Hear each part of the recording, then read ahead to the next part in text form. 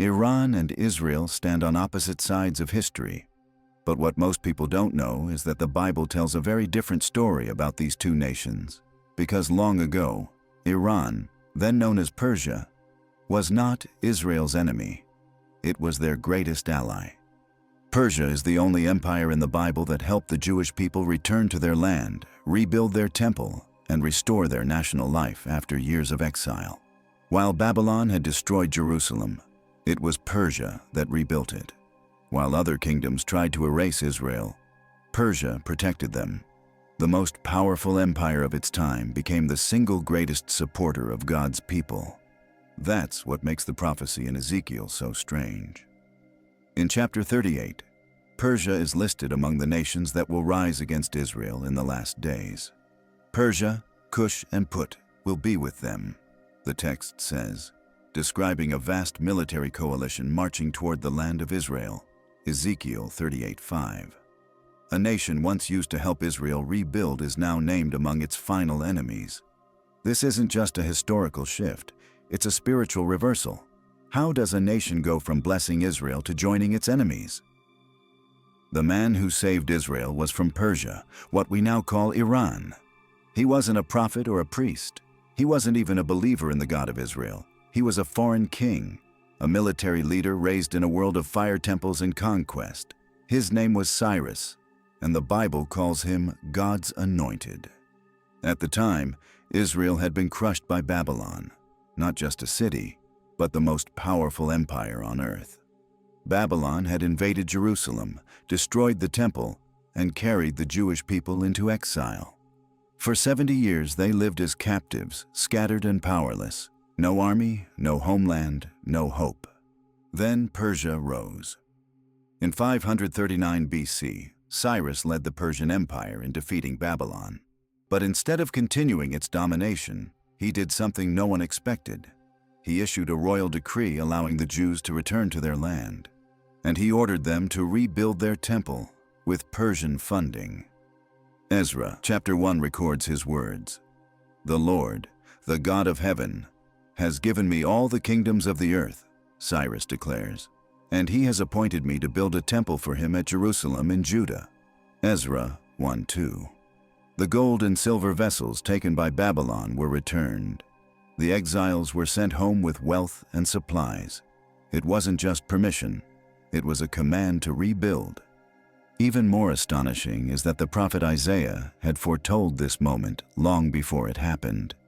Over a century earlier, he named Cyrus directly. "This is what the Lord says to Cyrus, his anointed," Isaiah writes, "whose right hand I take hold of to subdue nations before him." Isaiah 45:1. A pagan king, called by God, fulfilling prophecy. No other empire in the Bible did this. While Babylon destroyed, Persia restored. While other kings ruled by conquest, Cyrus ruled by purpose. For a brief moment, the greatest power on earth used its strength not to crush Israel, but to raise it back up. And that moment matters, because the same empire that once rebuilt Jerusalem is now prophesied to rise against it. The first recorded attempt to wipe out the Jewish people wasn't stopped by an army. It was stopped by a woman, and it happened inside the Persian Empire, modern-day Iran. Decades after Cyrus had freed the Jews and funded the rebuilding of the temple, many were still scattered across Persia's vast territory. They lived in cities, worked in Persian markets, and served in royal courts. But they remained a vulnerable minority, without land, power, or protection. Then came Haman. Haman was a high official in the court of King Xerxes. When one Jewish man named Mordecai refused to bow to him, Haman's response wasn't personal, it was total. He convinced the king to sign off on a plan to eliminate every Jew in the empire. Men, women, and children. All of them, in a single day. What stopped it was someone no one saw coming.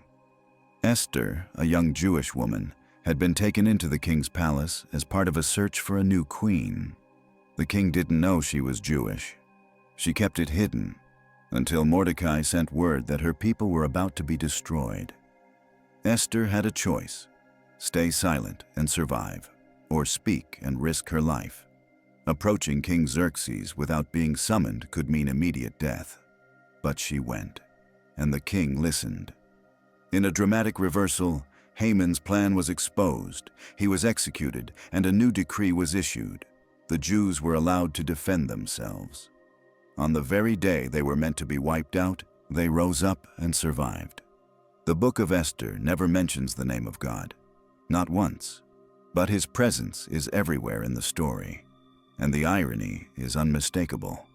A Persian queen stopped the attempted destruction of her people, not with weapons, not with politics, with courage, timing, and hidden identity. Persia once again became Israel's protector. And just like with Cyrus, the question isn't whether Persia was used by God. The question is why the same empire that once saved Israel is later prophesied to stand against it. Long before Iran became Israel's enemy, it did something no one expected. It recognized Israel's king. Centuries after Esther, long after the prophets had gone silent, something strange happened.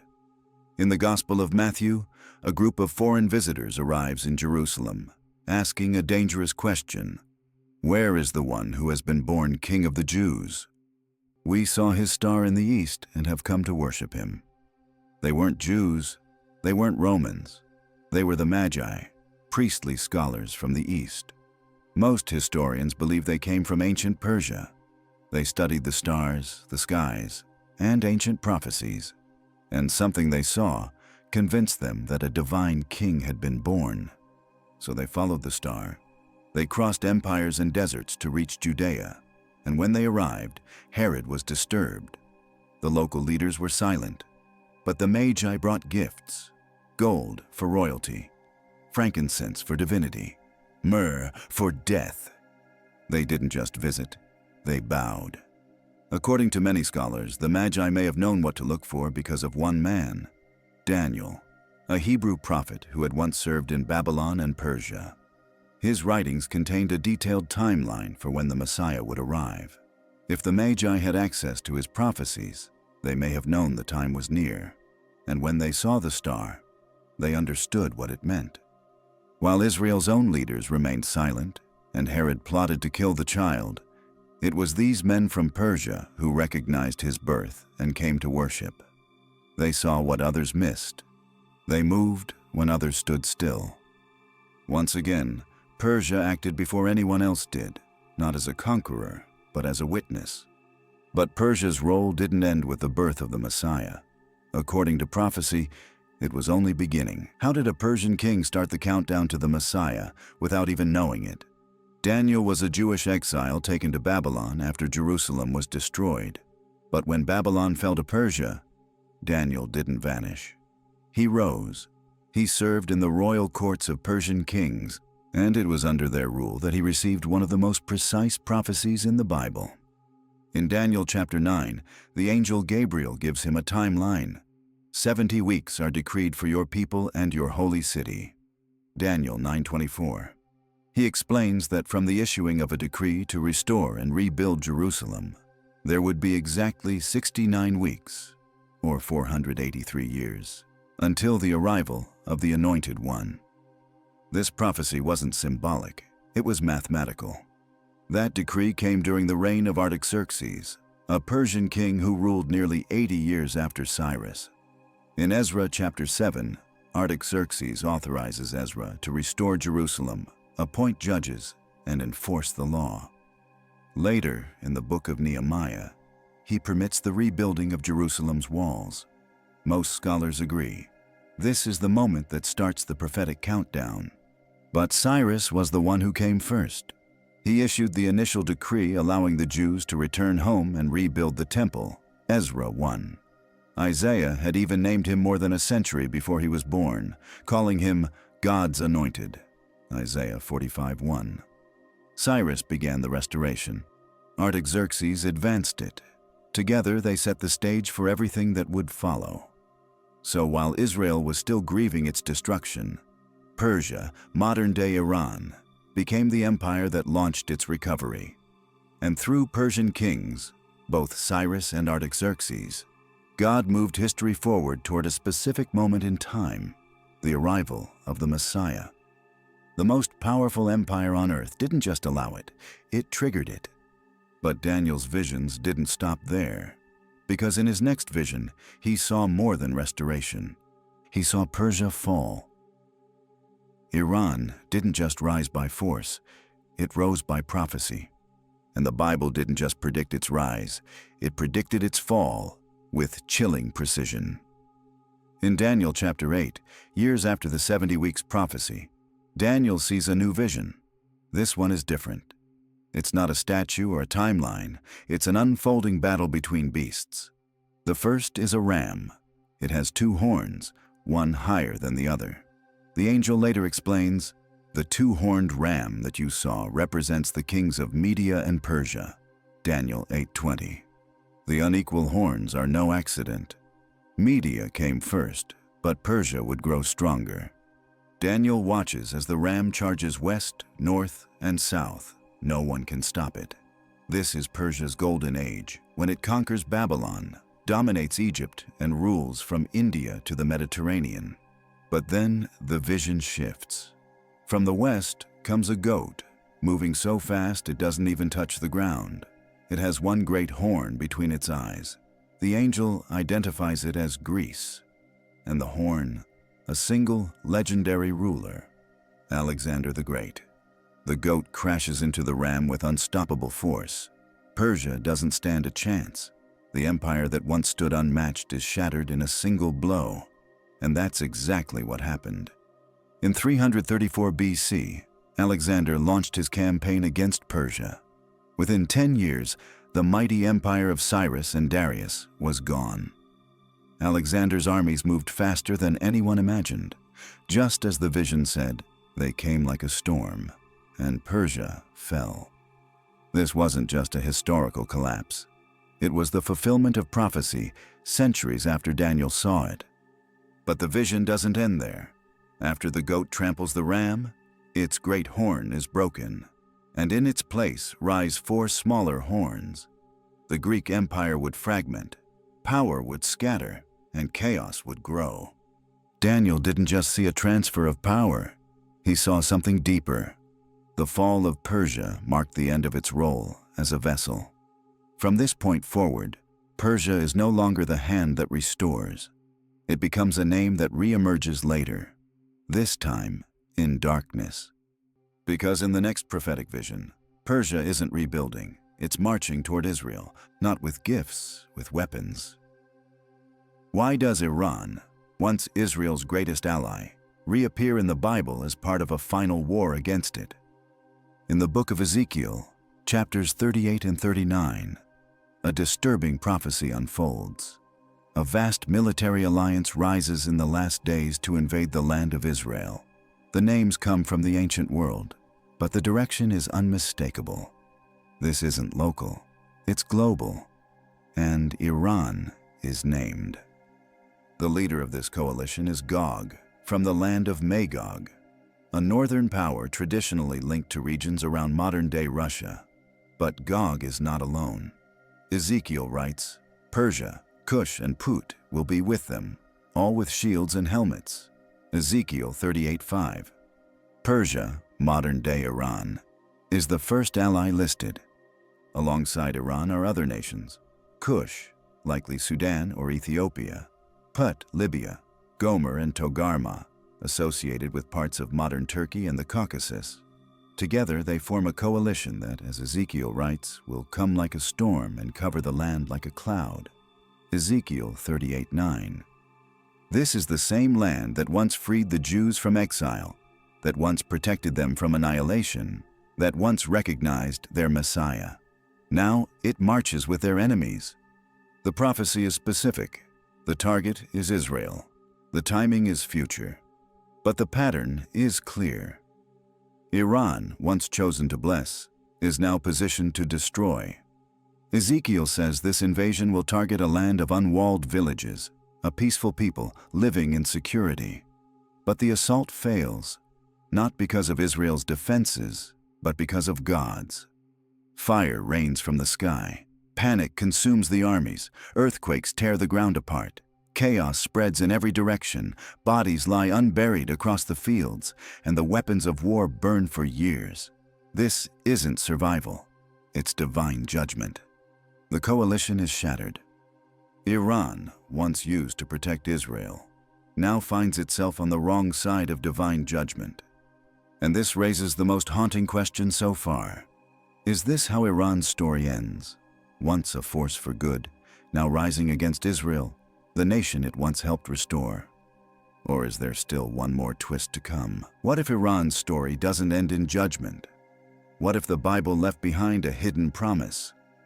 Long before the war of Gog and Magog, before Ezekiel saw Iran rise against Israel, another prophet spoke about this land. His name was Jeremiah, and what he wrote may be one of the most overlooked prophecies in the Bible. In Jeremiah chapter 49, God speaks of Elam, an ancient region that makes up part of modern-day Iran. He says, "I will break the bow of Elam, the mainstay of their might. I will bring disaster on them, even my fierce anger." Jeremiah 49:35-37. It's a prophecy of judgment. Elam would fall. But then comes a second line, one that doesn't match the others. "Yet I will restore the fortunes of Elam in the last days, declares the Lord." Jeremiah 49:39. A nation judged, and then, somehow, restored. This is the only nation in the Gog and Magog alliance that receives a prophecy like this. None of the others, Magog, Cush, Put, are promised anything after the fire. But Elam, part of modern Iran, is. This could mean many things. It could refer to geography, to people, to a remnant. It could be literal. It could be symbolic. But the fact remains, after judgment, restoration is mentioned. The same land that helped build the temple, that protected the Jewish people, that recognized the birth of Christ, and later rose as a prophetic enemy, might still have a final chapter. Maybe God hasn't finished with Iran. Maybe prophecy hasn't either. And maybe, for the first time, the ending isn't war, but return. Today, Iran walks a line between prophecy and rebellion. Some say Iran's growing hostility toward Israel is already fulfilling the prophecy of Ezekiel 38. Others believe something deeper is happening, something almost no one is watching. Iran makes headlines for its threats, weapons, and alliances. Its leaders speak openly of destroying Israel. Its military funds proxy wars across the region. The image is clear. This is the Persia from Ezekiel 38. But underneath that surface, another story is unfolding. In the last few decades, reports have emerged of something unexpected. Thousands of Iranians turning to the very faith their government opposes. Underground churches, secret baptisms, dreams and visions. Former radicals becoming believers. And many of them point to one figure, the same one the Magi once bowed to, Jesus. In a strange reversal of the past, Iran may be witnessing a quiet return, not to geopolitical power, but to spiritual awakening. The question is no longer just political, it's prophetic. Because if Elam was judged, but also promised restoration, then maybe that restoration doesn't come through governments or armies. Maybe it comes through individuals, people, not empires. The land that once protected Israel, then turned against it, may now be returning, not with missiles, but with hearts. And if that's true, Iran isn't just a name in prophecy. It's a nation caught in a divine pattern between fire and return, between judgment and a return that no one saw coming. Iran's story in the Bible is unlike any other. It begins with favor, shifts into prophecy, falls into darkness, and then hints, just barely, at redemption. This is the same land that gave the Jews permission to return home, that paid for their temple, that protected them from genocide, that watched the skies and recognized their Messiah. And yet, it's also the land named in the final war. Persia, now Iran, appears in the last days, not as a protector, but as part of the storm. Ezekiel sees it marching with Israel's enemies. Jeremiah sees it broken and then mysteriously restored. Daniel watches it rise with power, then collapse under the weight of another empire. And still, somehow, the story doesn't feel finished. Because today, Iran stands at the center of global tension. Its leaders call for war. Its name is wrapped in fear. But beneath that, something else stirs. Quiet returns. Underground faith. The spark of something that doesn't match the headlines. So what do we make of it? Is Iran the nation that helped Israel, or the one that will rise against it? Was it chosen for a single moment in history, or for something still to come? The Bible gives us pieces, but not the ending. From Genesis to Revelation, Persia appears again and again, as Elam, as the empire of Cyrus, as the ally of Israel, and finally, as one of its enemies. Few nations in Scripture are this deeply woven into the biblical story. We touched on Persia's fall, but the full story is far stranger. How did tiny, poor Macedonia, led by a young general, bring down the greatest empire on earth? How was Alexander the Great able to conquer a civilization dozens of times its size? And more importantly, who helped him do it? That story's coming soon. In the meantime, watch the next video the archive has in store.